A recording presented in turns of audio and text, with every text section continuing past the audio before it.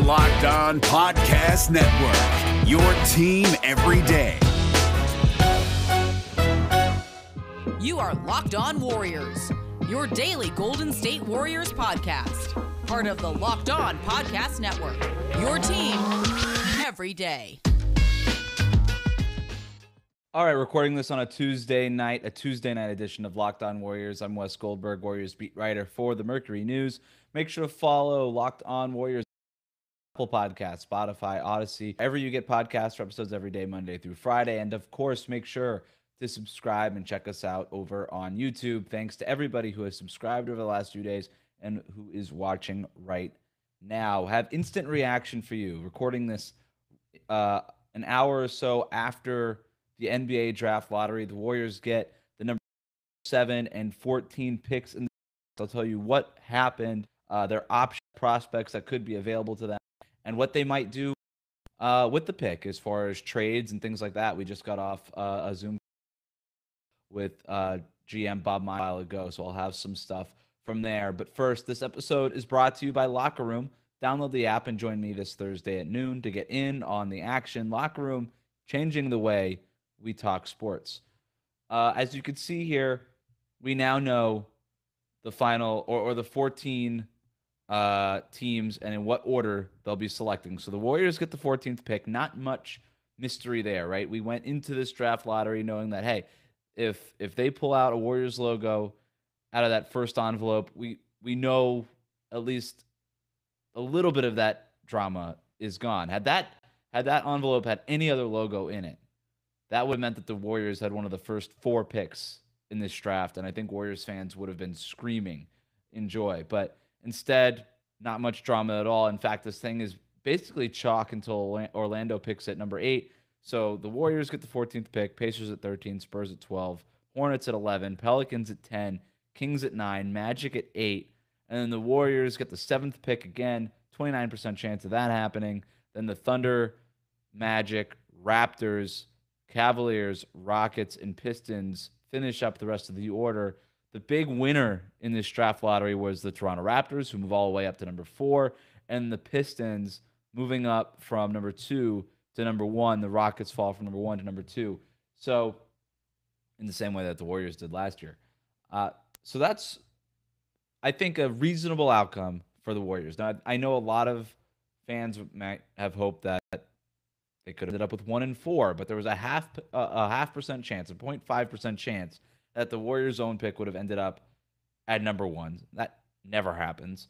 And as far as the Minnesota pick, look, you wanted it to convey this year. I don't think you really wanted it to convey next year. And so you get the pick.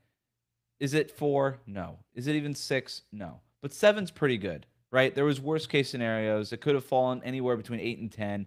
That would have been tough. I don't know that there's that much of a difference between the 10th pick and the 14th pick, but the difference between the 7th pick and the 14th pick, I think, is pretty dramatic. And this is a draft that is starting to open up, right? We're going to talk about the top prospects here in a moment, but there is a consensus top 5, and there has been for a while. But Bob Myers on the Zoom call with reporters afterwards said, yeah, I understand that that's been the consensus all along, but the draft lottery is happening now, or I'm sorry, the draft lottery happened Tuesday night, the same week as the draft combine is happening in Chicago. And you've got a guy like Scotty Barnes who's measuring in with a 7'3" wingspan, a guy that Chad Ford told me last week is in the top 5 on some draft boards across the league. Well, that doesn't really sound like it's a consensus top 5 anymore. I think what we have is a consensus top 4 with Cade Cunningham, Evan Mobley, Jalen Green, and Jalen Suggs in some order. After that, I think you have a little bit of a dip. I think there are teams that have Jonathan Kaminga up there. He's kind of been the guy that's been mentioned in that group of 5 there. But you've got Scotty Barnes moving in. You've got even a Davion Mitchell out of Baylor kind of getting into some front offices top 5s. I know Bayless on ESPN had Mitchell at number 5 for him. So there's some guys that are available here. And with the Warriors having the 7th pick, they could have an opportunity to get one of those guys. So that's a really good pick. And I think that the Warriors should be very, very happy with how things turned out. No, you didn't end up with 1-4, which would have been the absolute best case bananas scenario. That wasn't ever going to happen. Very, very slim chances of that happening.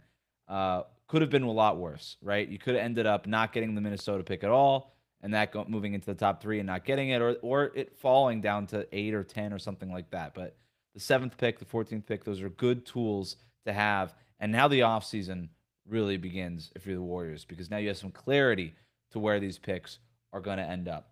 I want to talk to you about some of the best prospects that the Warriors could have available to them, and we kind of look at some of the mock drafts and things that are out there. But first, let's talk about Locker Room. It's time to get in on Locker Room, the live audio-only sports talk platform where you can talk to me, other fans, athletes, and insiders in real time. Perfect for watch parties, debates, post-game breakdowns, and reacting to breaking news. I've been using Locker Room here and there to record this podcast, and I'm really enjoying it. It's sort of like this old-school sports radio call-in show, but easier than ever to join, hang out, and talk. And I'll be hosting a room this Thursday at noon Pacific time, along with Bram Hillsman of the Warriors Huddle podcast. So I'm letting you know now. Mark it down. Get it on your calendar. Noon on Thursday. Be a friend and come on through with your draft questions. All you need to do is download the Locker Room app for free in the iOS App Store, create a profile, link your Twitter account, and then join the Warriors or the NBA group. Follow me at WC Goldberg to be notified when my room goes live. Locker Room, changing the way we talk sports.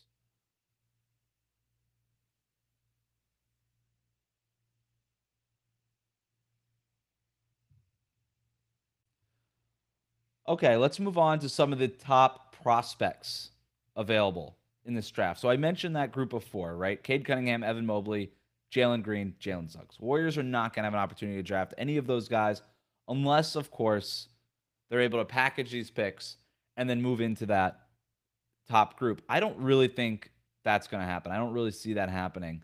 I think you heard Adrian Wojnarowski in the moments before the draft lottery talk about some of the teams that might want to move out. And Cleveland is one of those teams, right? They're sitting there at number 3. And that's an interesting spot. I know that people in my mentions are, well, just package 7 and 14 up for number 3, and then you can go get Jalen Suggs or Jalen Green. That's not what Cleveland's going to be looking for to move out. They're going to be looking for some sort of star, some sort of veteran. Yeah, the Warriors could throw them Andrew Wiggins or something like that, maybe take Kevin Love off their hands. I still don't think that that's what the Cavs have in mind as far as trying to move off of number 3. So I don't see that as a realistic option for Golden State.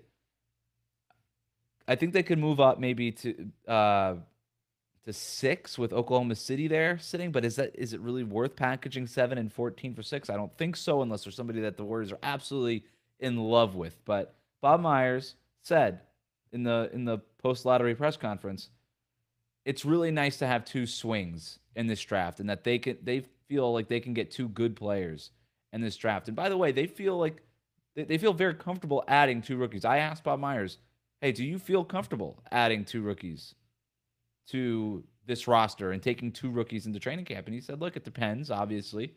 But yeah, they do feel comfortable.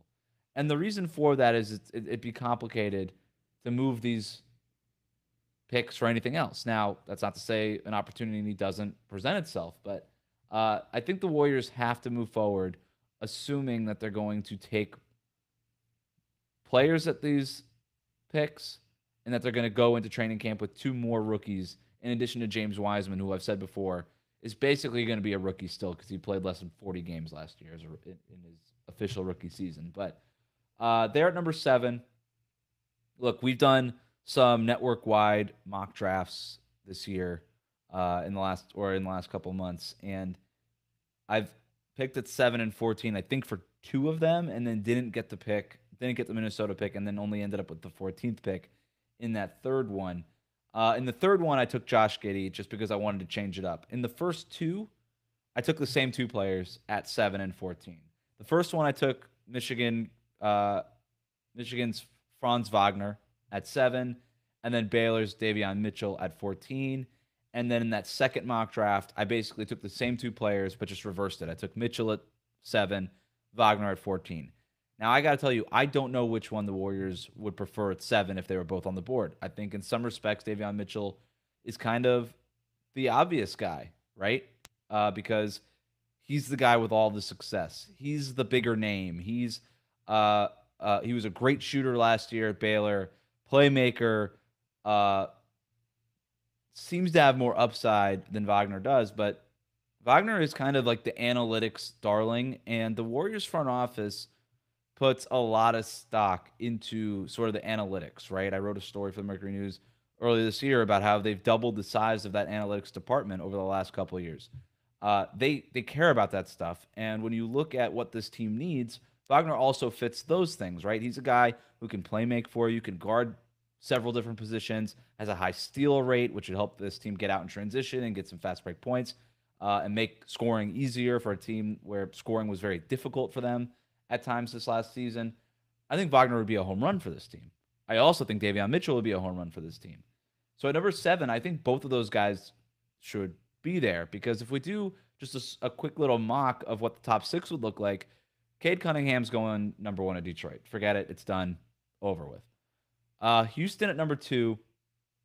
There are some questions about whether or not Evan Mobley fits there. I think he does. I think you could put Evan Mobley and Christian Wood in the front court. I think that works. I think he goes number 2 to Houston. Cleveland at number 3. If they stay there, I could see them taking Suggs or Green, and then whichever one they don't take, Toronto takes at number 4.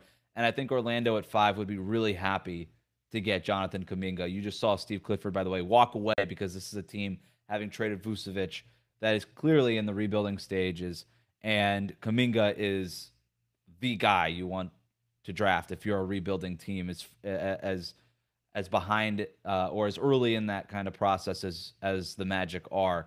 And they've had a need at small forward for seemingly the last 2 decades, basically since Tracy McGrady left. They've had a need at small forward. So I think Kaminga goes number 5 to Orlando. Things get a little different with OKC at 6, but I still think they probably go Scotty Barnes there. You know, you have him, SGA. Sam Presti likes the long, kind of versatile, athletic players, and especially guys who can't really shoot. And there's questions about Scotty Barnes, who can't really shoot, but he's super versatile, super long. Again, measured in at 7'3", with a 7'3" wingspan at this week's draft combine. So I think Presti would love Scotty Barnes there, which would keep Wagner and Davion Mitchell at the board there at number 7. There's some other guys that the Warriors could consider there, obviously. You look at a Keon Johnson out of Tennessee, or a Jalen Johnson out of Duke, even a Josh Giddey out of Australia who's rising up. Corey Kispert, who's a knockdown three-point shooter out of Gonzaga. There's other guys, right, that they could go. And Alperen Sengun, the center out of Turkey, more of a traditional type of center. I'm not sure the Warriors would go center 2 years in a row, but he's worth mentioning. There's a lot of guys that they can go with, but I do think that with what the Warriors need, which is immediate help, with guys that have a little bit of upside, but they need immediate help, I think Wagner and Mitchell would both be on the board there, and it would be splitting hairs between those two guys, and the Warriors have some work to do. I'm not sure which one right now that they would prefer. And then you go to number 14. A lot more variables in play here. I have no idea how the Magic would draft at 8 after picking at 5th. Then you've got Sacramento there at 9, and they're reportedly wanting to trade out of that pick. So who knows who would move up there and take a player off the board at number 9. You have the Pelicans at 10. You've got the Hornets at 11. The Spurs at 12. The Spurs seem like a team that can also move that pick if they want. And then Indiana at 13. They're also a team that could be motivated to move that pick, depending on who's on the board. So I have no idea who's going to be there at number 14. Maybe it's one of Mitchell or Wagner. Like I said, in those 2 mock drafts, I thought it was pretty interesting that one of those guys was on the board at number 14 by the time I picked. Maybe it's the fact that they're a little bit older and these other teams are more in the rebuilding stages and would prefer to take younger guys. I don't know, but those are at least the options that are available now to the Warriors. But a lot can change between now and this week's draft combine, and when a lot more work is done between now and the draft at the end of July. There's also the trade option, right? Can you package these picks to get somebody, a veteran player, an immediate contributor right now, and not have to worry about, trying to develop a rookie? We'll talk about that next in some of the Warriors options. But first, let's talk about Built Bar. Built Bar is a protein bar that tastes like a candy bar, but unlike most protein bars, it actually tastes good, and it's good for you. Built Bar is great for health-conscious men and women, whether you want to maintain or lose weight while indulging in a delicious treat. Built Bars are low calorie, low sugar, high protein, high fiber. They're great if you're on the keto or another low carb diet. And they have 9 different flavors available now. And they're always creating and releasing new, exciting flavors. Built Bar has been with us for a long time, and I've been eating Built Bars for a long time. I always keep a few boxes in the fridge, get them cold, have them for a snack between lunch and dinner. I think I just finished my last raspberry chocolate one this afternoon. And like I said, Built Bar has been friends of the show for almost a year now, and we appreciate the partnership that we've built. So support the show by supporting those who support us. Go to BuiltBar.com, use the promo code LOCKED15, and you'll get 15% off on your next order. Again, use the promo code LOCKED15 for 15% off at BuiltBar.com. Let's also take a moment to shout out Bet Online. Bet Online is the fastest and easiest way to bet on all of your sports action. The NBA playoffs are on, and even though the Warriors aren't a part of it, you can be. Take a look at the spreads, the money lines, over-unders, and more at Bet Online. Bet Online even covers awards, TV shows, and reality TV. Real-time updated odds and props on almost anything you can imagine. Bet Online has you covered for all the news, scores, and odds. It's the best way to place your bets, and it's free to sign up. Head to the website or use your mobile device to sign up today and receive your 50% welcome bonus on your first deposit when you use the promo code LOCKEDON. Bet Online, your online sportsbook experts. By the way, when you're done listening to us here, go check out the Locked On Today podcast to get all the sports news you need in less than 20 minutes. Host Peter Bukowski has the latest news in every major sport with the help of our local experts. Follow the Locked On Today podcast on the Odyssey app or wherever you get podcasts. All right. So we've already talked about some of the prospects that could be available, some of the options that the Warriors have.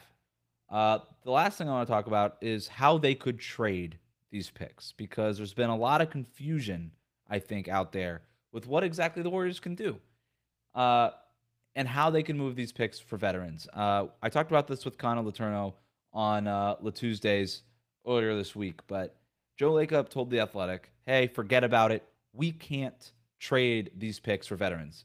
Because of the salary cap, it doesn't work. That's not completely true. I think what Joe Lacob was maybe trying to say was that you can't trade the picks before using them for veteran help. But there is a way, and the Warriors front office knows this. This is not a secret, and it happens before. There is a way to trade this pick without attaching it to a salary that the Warriors don't really have, right? Because after all the $30 million salaries, Steph, Draymond, Clay, Wiggins, the next biggest salary is basically James Wiseman at $9 million, so you're not trading, and Kevon Looney at $5 million, and he's your starting center, or just was. So, and that's not really going to get you much. But what the Warriors could do, instead of trying to package these picks with a veteran salary in order to acquire another veteran, is make the picks for another team. So how does that work? Well, you would agree to a deal with another team for their veteran player. And then if you're the Warriors, pick for that team at number 7 and number 14, possibly if it's both picks that you're trading for that player.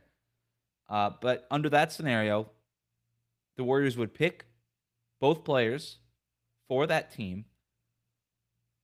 That the trade would be reported. It would get out. Hey, the Warriors are trading 7 and 14 for X player. And then that deal, after the draft, the Warriors would sign those players. And then after 30 days, under the CBA, they'd be allowed to trade those players. So it would take about 30 days in order to officially consummate the deal. But they could agree to that deal on draft night, right? So it is not impossible. And the cap slot at number 7 is about $5.5 million. And the cap slot at number 14 is like $3.5 million or $4 million, something like that. Basically, if the Warriors wanted to, they could combine both the number 7 and number 14 pick and get something like a $9 million player back in return. So I filtered the entire NBA for players who make between $9 and about $12 million, because even at 12, you could throw in an Alan Smiley, an Eric Pascal, and a Damian Lee contract, a Michael Mulder contract, and you could kind of build your way up to about $12 million. So I went through and took a look at some of the players that could be available, that the Warriors may be interested in. And you look at Joe Ingles, 33 years old from Utah, making $12 million.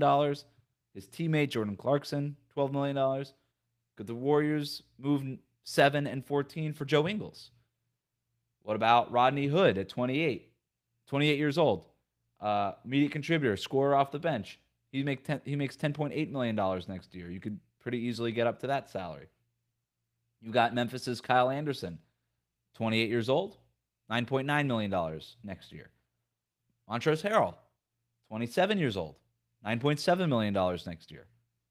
DeLon Wright, point guard, long point guard, rangy kind of defender, 29 years old, making $8.5 million next year. You could easily package the 7th and 14th picks for those types of players. Now, I think you could get Montrezl Harrell, DeLon Wright, Kyle Anderson pretty easily for 7 and 14. Rodney Hood, I think you can get that. I don't know that the Warriors would do that. That seems like too much to give up for those guys. And I think they could be helpful. A guy like Rodney Hood, Kyle Anderson, they could be certainly helpful to the Warriors. But giving up number 7 and 14 in this draft, which is a very good draft, seems like a little too much to give up for those kinds of guys. Joe Ingles, I would have to think about that. I know the Warriors front office likes Joe Ingles. They would love to have a player like Joe Ingles. I actually think the reasoning behind me taking Franz Wagner in these mock drafts is because I think he's this draft's Joe Ingles. Very, very similar players. I still don't know that they would do it. I don't know that they wouldn't. But that would be, of that list, the only guy that I would have probably a conversation about moving 7 and 14. That would be the only guy that I would really have to consider moving 7 and 14 for. Because Joe Ingles, we just saw 6th man of the year type of candidate. That's Andre Iguodala, right? Like one of the best 6 men in the league. That's a hard player to find. And the Warriors have no cap space. And they have no way of basically getting a player like Joe Ingles, absent of a Kelly Oubre sign and trade, which slim chance of that happening, right? I've been over this time and time again. It's really hard to facilitate a sign and trade for Kelly Oubre. So you go to what Bob Myers was saying in the post-lottery press conference, and he basically said, like, look, we're not going to know what we want to do with this draft pick until the rest of the offseason plays out. So, look at the Kelly Oubre thing. If the Warriors are able to sign and trade him for a 6th man or bring him back and maybe they try to make him that 6th man or something, whatever happens there, whatever happens with the mid-level exception, with these veteran minimum contracts, if they feel like, hey, we're ready to go get some guys here and we're in line to go get that 6th man that we need, maybe they are more comfortable using both of these picks and adding and bringing 2 rookies into training camp next year, because you're not going to be asking them to do as much. But we have a lot of time between now and the draft at the end of July. This was just an instant reaction based on the lottery tonight. I appreciate you watching here on YouTube, listening wherever you get podcasts. That'll do it for us today. Remember to subscribe to new episodes of Locked On Warriors wherever you listen to podcasts. Rate, review, say nice things. Make sure to subscribe here and start watching on YouTube. You can reach me on Twitter at WC Goldberg or by email wgoldberg@bayareanewsgroup.com. Enjoy your day. Thanks for listening. We'll have more draft content for you later in the week.